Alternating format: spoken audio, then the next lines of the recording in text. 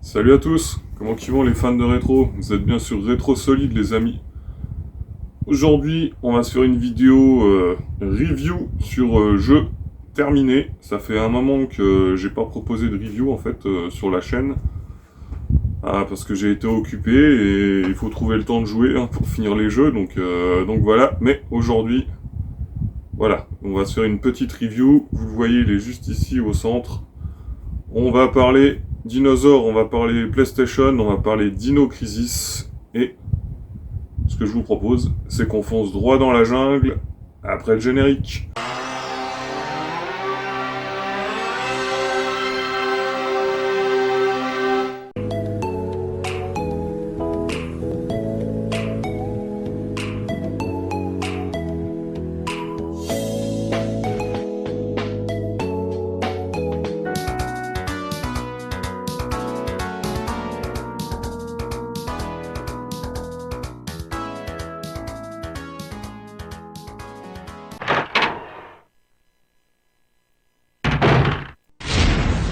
From the creator of Resident Evil, Dino Crisis.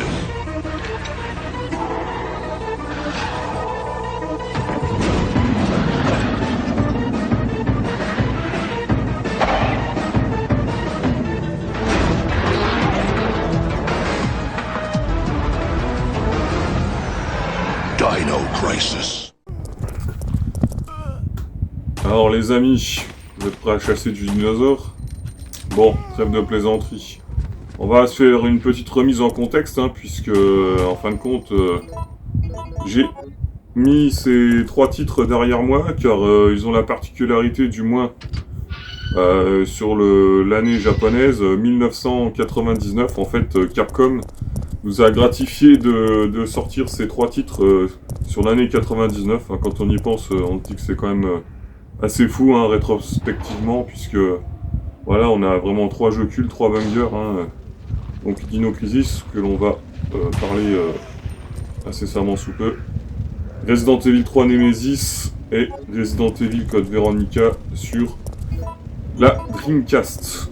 Eh oui, ces 3 jeux sont sortis donc cette fameuse année 1999, vraiment un gros banger made in Capcom. Comme quoi à l'époque ils arrivaient à sortir voilà, des jeux qui font mal et les sortir dans des fenêtres de tir assez proches. Et pour le coup, ils étaient à chaque fois réussis.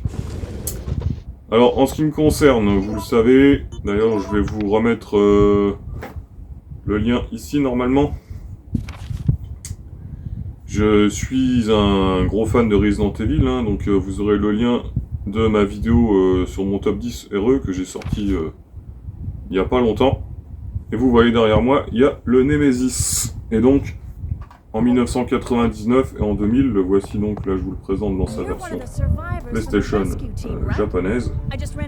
J'étais occupé avec ce monsieur là à lui poutrer la tronche, entre autres, ainsi que aux innombrables zombies de RE3. Et donc, Dino Crisis, pour ma part, quand ça sort, en vrai, je passe vraiment à côté. Vraiment, je passe à côté comme si le jeu n'existait pas. J'ai vraiment, voilà, je me suis pas documenté, j'en ai pas entendu parler, et voilà, je suis passé à côté, ça arrive.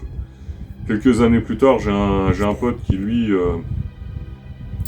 pour le coup, n'était pas passé à côté, l'avait fait, avait adoré, et m'avait dit, oui, c'est mieux que Resident Evil. Resident Evil, ouais, entre guillemets, il m'avait troll, il m'a dit c'est nul, franchement, Dino Crisis c'est beaucoup mieux, t'as raté quelque chose, faudrait que tu le fasses. Alors voilà, oui, je l'avais pas pris très au sérieux, parce que voilà.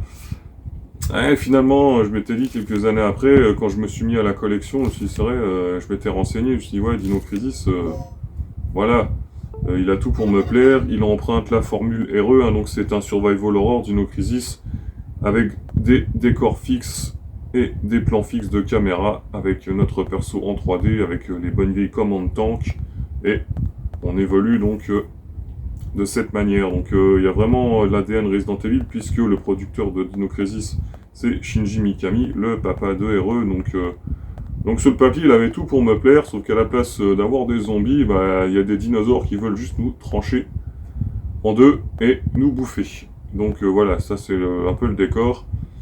Et donc quelques années plus tard, voilà, donc ça c'est mon exemplaire, le Dino Crisis que vous voyez que j'ai acquis, donc quand je me suis remis vraiment dans la collection pure et dure, donc les années 2012, 13, je sais plus exactement. Je l'ai eu dans un lot d'ailleurs à une personne qui m'avait vendu ce lot. Voilà, aujourd'hui ça fait, on vaut mieux en sourire, mais à l'époque, voilà, j'ai touché ça pour une misère et voilà, c'était un lot qui comprenait donc le Dino Crisis 1, le Dino Crisis 2, le Silent Hill 1, le Parasite F2 et le Resident Evil 3 que vous voyez ici, cet exemplaire hein, que j'ai récupéré, donc voilà, c'était pas celui que j'avais d'époque, que j'avais revendu. J'ai récupéré tous très propres et j'avais eu les 5 jeux pour une somme vraiment ridicule. Voilà, les codes de l'époque n'étaient pas ce qu'elles sont aujourd'hui, mais quand même, vu l'état des jeux, j'ai fait vraiment une grosse affaire. Tout ça pour dire que, voilà, le jeu, je l'ai récupéré aux alentours des années 12-13, et il est resté là, sur mon étagère, au fil du temps. J'y ai pas joué, je savais qu'il était là, mais chaque fois, voilà, le temps y passait, toujours une excuse pour ne pas y jouer, finalement, ou j'étais pris par autre chose, ou voilà. Et ça fait partie de ces jeux parfois que vous achetez quand vous avez une collection qui s'étoffe au fil du temps et puis vous y jouez pas forcément et le temps passe et quelque part vous avez manqué le rendez-vous avec. Et finalement, pour l'anecdote, je vous renvoie encore à une vidéo que j'ai fait il y a pas longtemps, donc pour ceux peut-être qui l'auraient pas vu, je vous ai présenté mes achats de la Pixel Days 2025 et dedans il y a ce Biohazard 3 du coup en japonais mais sur Dreamcast, que j'explique que j'ai chopé à la Pixel, qui est une version qui est compliquée à choper de Resident Evil 3. Et en fait, pour simplement le tester, puisque c'est un jeu voilà, que j'ai fini à de nombreuses reprises et que je ne referai pas, je l'ai fait tourner pour voir déjà s'il fonctionnait, et puis j'ai fouiné un peu dans les jeux, je me suis rendu compte, dans les menus pardon, je me suis rendu compte que, en fin de compte, cette version, donc le Dreamcast Jap, elle avait beaucoup de contenu et de bonus que voilà, n'avaient pas les autres versions, à ma grande surprise. Et en fait, il y avait un menu dans lequel il est présenté en fait un trailer à l'époque pour la sortie de Dino Crisis. Et donc j'ai visionné le trailer et c'est là que je me suis remis une claque et je me suis dit mince, ça fait tellement longtemps que je l'ai ce Dino Crisis et il serait vraiment temps que je le fasse en fait, il faut que je corrige cette erreur. Donc ce que je me suis empressé de faire, c'est chose faite à l'heure actuelle. J'ai donc mis Dino Crisis dans ma PlayStation et je ne l'ai plus lâché jusqu'à la fin.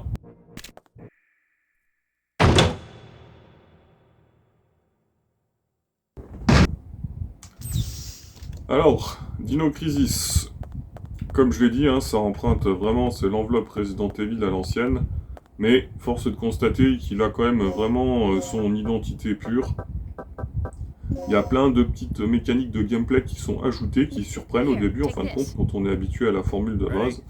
Alors on incarne Regina qui fait partie d'une agence top secrète qui là est envoyée en mission sur une île cachée pour une mission de sauvetage et qui a pour objectif de retrouver et de sauver un chercheur, un dénommé Dr Kirk, qui est le pilier de l'aventure, puisqu'il mène des expériences un peu sordides et on a pour but de le sauver et de l'exfiltrer pour le ramener à bon port. Donc voilà, on est parachuté sur cette île et on se rend vite compte que les choses ne tournent pas rond, puisqu'on va vite rencontrer des dinosaures qui, pour le coup, ne veulent pas notre bien. Alors, il y a plein de petites choses. Première chose, au niveau de la physique, c'est intéressant de noter que, par exemple, les premiers types de dinosaures que l'on croise, ils ont une espèce d'attaque, en fait, ils font un 180 sur eux-mêmes, donc ils nous envoient voler avec leur queue, et donc du coup, notre perso est projeté au sol, et l'arme que l'on tient dans la main, en fait, on peut la perdre, et du coup, on est désarmé. Et il faut ramasser son arme pour pouvoir la récupérer. Et donc du coup, après, vous avez le choix, soit vous employez la manière forte si vous êtes confiant, ou il vaut mieux esquiver le combat. Car oui, le rapport de force, il est là, les dinosaures sont beaucoup plus costauds que nous, et vraiment on le ressent manette en main. Alors certes, comparé à Resident Evil, ils sont beaucoup moins nombreux en nombre et en densité, donc du coup, voilà, on arrive quand même à se faufiler et à plus ou moins refuser le combat, ou du moins l'esquiver quand on le peut. Car encore une fois, le rapport de force, voilà, il est déséquilibré, les dinosaures, ils sont vraiment costauds. Au niveau des armes, on a finalement peu d'armes dans le jeu, puisqu'on a le pistolet de base de type Beretta, on a un fusil à pompe et un lance-grenade. Alors ce sont 3 armes évidemment que l'on peut améliorer et modifier lors de la progression de l'aventure, qui nous permettra de faire beaucoup plus mal, et de disposer des ennemis, à savoir que le nombre de cartouches dans le jeu est relativement pauvre, il faudra bien doser encore une fois vos affrontements, esquiver le combat si possible. Subtilité qui est aussi intéressante et pas des moindres, évidemment, donc quand vous ouvrez une porte, vous avez un micro-chargement pour arriver dans une nouvelle pièce ou zone. Sachez que si par exemple vous rencontrez un dinosaure et que ce dernier, vous l'esquivez, il se met en chasse à votre poursuite, et bien souvent, le fait de passer une porte pour arriver dans une autre zone et d'être entre guillemets tranquille, vu qu'il y a un micro-chargement, bien sachez que le dinosaure en question peut défoncer la porte et il vous poursuit dans la pièce suivante, car il en a après vous. Et ça, du coup, ça surprend aussi au début, et il faut apprendre à composer avec, car finalement, quand on croit avoir esquivé un combat, ce combat vous poursuit. Donc ça, c'est vraiment les petites subtilités sympas à savoir. Les énigmes et les puzzles du jeu, j'ai trouvé, sont beaucoup plus complexes que les énigmes de RE. Alors c'est peut-être moi qui suis un peu rouillé, mais je me suis cassé les dents sur quelques tableaux et puzzles, donc voilà, c'est un peu déstabilisant parfois. J'avoue, j'ai même triché, j'ai été voir sur YouTube des let's play à un moment donné, parce que pour certains codes à déverrouiller sur des ordinateurs, impossible de les trouver. Je comprenais pas où c'est que où je les ai loupés, mais du coup, voilà, j'étais bloqué, donc j'ai un petit peu triché. Le jeu comporte 3 fins différentes, j'en ai fait 2 sur les 3. La troisième, je vous avoue, j'ai pas été la visionner, il faudrait que j'aille regarder, parce que je ne pense pas refaire le jeu une 3e fois, mais du coup, j'ai fait 2 séquences alternatives qui sont assez différentes l'une de l'autre finalement, et qui apportent des petites touches de subtilité aux 2 séquences finales. Le jeu, voilà, se fait, bon, pour ma part, je l'ai fait en un peu plus de 6 heures, donc ça reste relativement durée de vie correcte au premier run, et relativement dans les clous, on va dire, pour un survival de l'époque, puisque ça a toujours été des jeux relativement courts. Une fois que l'on le connaît, on peut les speedrun facilement.